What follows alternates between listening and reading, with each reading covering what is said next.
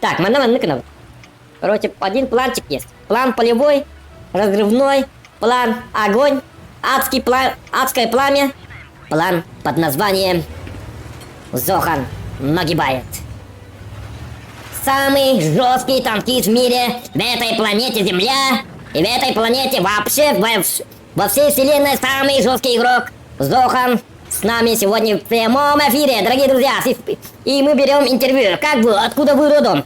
Ну, как бы я сам из Якутии, я Зохан, я жесткий игрок, особенно на ОМОНе жестко играю. Я всех рву, мету туда-сюда, кто куда. Если ко мне приближается какой-то хреновый танк, я показываю ему дорогу назад, что называется ад. Поэтому меня и называют Зохан Адское Пламя. Итак, Зохан, вы уверены, что в этом бою вы затащите вот этот, в этом гребаном мире под названием World of Tanks? Вы, с какого вы года играли и почему вы родились в танке, а не в роддоме, как все нормальные люди? Ну, потому что моя мать родила меня прямо в танке. Потому что отец мне подарил танк, и в этом танке я родился. Родители назвали меня в честь танков танк, но мне не подошло имя, потому что я слишком был танкливый, болтливый, поэтому мне не понравилось имя танк, поэтому я стал играть в танки. А почему вы думаете, Зохан, что вы затащите? Вы ничего же не делаете. А вы посмотрите, что я вытворяю. Вы просто посмотрите. Этот ублюдок хочет целиться, а я вот так делаю. И это не работает. Вот такая система не работает, ребята, понимаете? А вот такая система работает, потому что я Зохан, я все знаю, я знаю, как танковать, я знаю, как правильно ставить углы под наклоном, не наклоном, прямота, острота, окружной... И вот так вот я всех вырубаю туда-сюда. Сзади меня танк, спереди меня тоже танк, и так бывает. Но говорю вам, в таких случаях надо не паниковать, как все остальные люди на этой гребаной планете Земля под названием Земля. Я говорю вам, надо вот так встречать их ровно и метать. Вот так делаешь. Ты что, сукин сын? Я же на этой гребаной планете Земля самый лучший танкист в мире, говоришь. А он как бы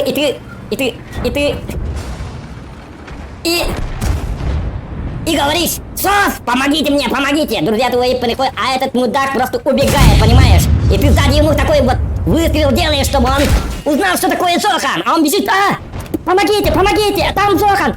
Help, на помощь! Сос, Америка! Там Россия, Якутия, Республика Саха-Якутия! Он нападает, он ждет дверь! А ты как бы говоришь: «Эй, это твой брат, иди сюда, гребаный мерзкий ублюдок, иди сюда, я сейчас покажу тебе, что такое настоящие танки!» И стреляешь в упор, смотришь, главное, смотришь врагу своему в упор и стреляешь ему прямо в его уродливое, сыкливое личико под названием Уродец. Потом ты думаешь, потом ты хочешь, чтобы у тебя было побольше дамага. Люди просят, чтобы у тебя было 5000 дамагов, а ты как бы думаешь, сидишь и говоришь: «Мне дамаг нужен или захват». И потом понимаешь, что люди хотят зрелища, кровавых боев. И ты думаешь, что ты не Хабиб Нурмагомедов, который показывает не очень зрелищные бои, как Макгрегор. И как фанат Конора Макгрегора, Нейта Диаса и так далее, этих паршивых ублюдков, короче. Ты идешь за кровью. Тебе нужно зрелище, понимаете? Вот ты так и становишься знаменитым танкистом в этом гребаном мире. Зохан, скажите, вы сейчас проиграете. Что ты думаешь по этому поводу?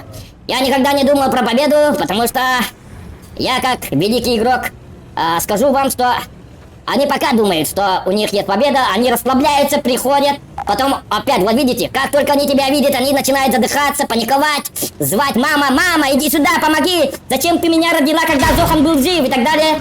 И как бы, и там ты делаешь вот такой вот, и ты выходишь ему навстречу и говоришь, что ты хотел. Маленький чертовый ублюдок, что ты хотел от меня, тварь? Ты скажи мне, кто ты, что ты хотел, гребаная мразь?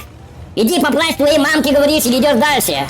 А эти долбаные ублюдки бегают за какой-то крысятиной под названием ёбришка. А я называю это не ёбришка, а ябанашка. Это от слова то ли русское, то ли якутское, не знаю, ябанашка, короче, так называешь. Но люди говорят, конечно, ёбр 105-й. Не знаю, я 105 раз имел этого вашего ёбра. И вот вы видите, что наши союзники тоже поимели вот этого ёбра 105 раз. Мы это сами видите в прямом эфире, не отключайте, ставьте лайки. Я скажу вам, да, потная игра, конечно, но пот не перепот, мне похуй на этот. Ты как бы заставляешь его задуматься, чё я сюда приехал? Епис начинает паниковать, думает, что за мать его такое, что ты такой? А тебе плевать, ты начинаешь стрелять, все приходят, как бы, ты говоришь, а у нас СС такое. Они как бы приходят, говорят, мы все, тебе кранты. Мы все, сейчас мы тебя порвем, будем метать и все такое. А ты говоришь, а я у вас заберу самого лучшего игрока, говоришь. Но когда ты говоришь, начинаешь задыхаться, немножечко уставать. Потом ты думаешь, а зачем мне 5000 уронов? Потому что ты знаешь, что если ты сейчас делаешь 5000 уронов, у тебя будет слишком много дизлайков. Поэтому, чтобы люди не отписались, ты должен сделать вид, как будто ты играешь, ну, как бы плохо играешь. Поэтому никогда на стриме не надо играть и тащить по жесткому. Вот. Ну ладно, Зохан, мы прощаемся с вами. Это была нормальная рубрика с Зоханом, вы только что увидели.